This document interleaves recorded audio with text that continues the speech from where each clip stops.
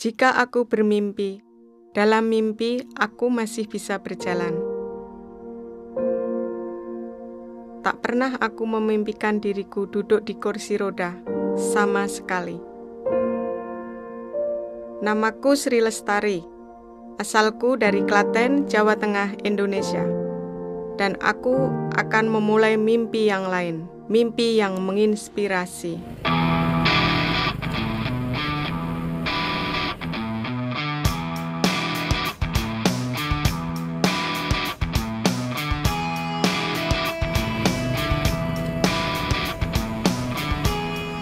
Gini caraku bergerak, kemana-mana sendiri dengan motor roda 3ku. Bagiku, inilah kebebasan sesungguhnya. Sekarang aku berada di Jakarta, akan menempuh perjalanan epik yang berawal di sini, di ibu kota Indonesia dan berakhir di Bali sejauh 1.200 km. Monas, monumen terkenal di pusat Jakarta, adalah awal semuanya. Aku menjadi paraplegi sejak usia 23 tahun, dan aku tinggal di negara di mana menjadi difabel berarti tidak punya kehidupan. Tapi aku tahu ini salah. Aku ingin tunjukkan pada warga Indonesia dan pada dunia bahwa difabel di negaraku bisa hidup produktif, mandiri, dan bahagia. Selama 3 minggu perjalanan, aku akan bertemu banyak orang, dan semoga kunjunganku dapat menginspirasi semua. Aku didampingi adik lelakiku, kadang akan kubonceng atau bersama kru film yang merekam perjalananku. Di atas motor aku merasa bebas. Ini ironis, karena sepeda motorlah yang merenggut kebebasanku. Pada tahun 1997, aku membonceng motor melintasi kampung. Saat berbelok di tikungan, pengendaranya banting setir untuk menghindar dari truk. Aku tersadar di rumah sakit. Kakiku mati rasa. Setelah kecelakaan, aku hampir tak pernah keluar rumah. Aku tinggal di rumah selama hampir 10 tahun, dan aku jadi murung. Aku bertemu seorang teman. Dia harus duduk di kursi roda dan mengendarai motor roda 3. Aku seperti melihat setitik harapan. Aku buat rencana, aku menabung, meminjam uang, dan 4 tahun lalu aku berhasil memiliki motor roda 3. Hidupku berubah.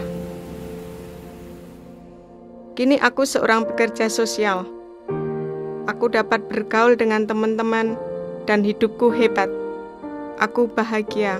Aku ingin orang lain yang hidup di kursi roda sama sepertiku tahu bahwa mereka juga bisa bahagia. Kuharap perjalananku ini dapat menginspirasi mereka. Ini hari kedua, dan aku akan mengunjungi seorang polisi di Bekasi, 50 km di pinggiran Jakarta.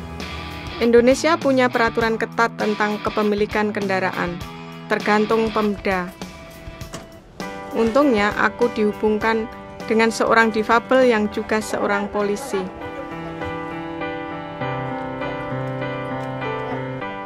Pak Made memberiku dokumen yang kuperlukan. Dia sangat mendukung perjalanan ini. Baru ini saya dengar istilah seorang difabel naik motor Jakarta-Bali, jaraknya antar provinsi ya, antar pulau malahan.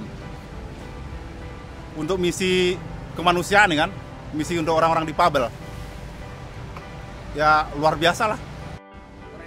Dia juga suka sepeda motorku, namun dia khawatir masalah keamanan pada kecepatan tinggi. Coba mungkin kalau untuk keseimbangan kurang karena dia berat nyamping.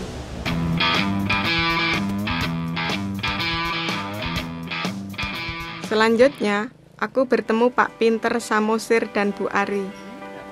Seperti aku, mereka juga mandiri. Pak Pinter membuat gambar 3 dimensi dan menjualnya di pasar. Mereka punya motor roda 3 dan bahkan mampu membeli rumah sendiri. Mereka sangat mendukung perjalananku. Mudah-mudahan orang yang sembunyi di rumah Ya, yang sembunyi atau yang disembunyikan, yang malu, bisa tergugah hatinya untuk bisa segera mandiri, tidak lagi harus ditolong orang tua. Dari dia, Sulit sekali berpamitan pada Pak Pinter dan istrinya. Mereka manusia menakjubkan. Tetapi aku harus patuh pada jadwal.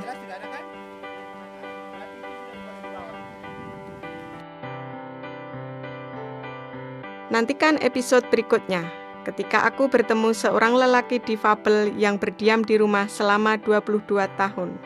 Waduh, luar biasa itu. Saya bayangkan sangat luar biasa Pak gitu. Mbak Sri sampai di sana sampai tekan Bali. Saya pun tidak membayangkan kalau gitu.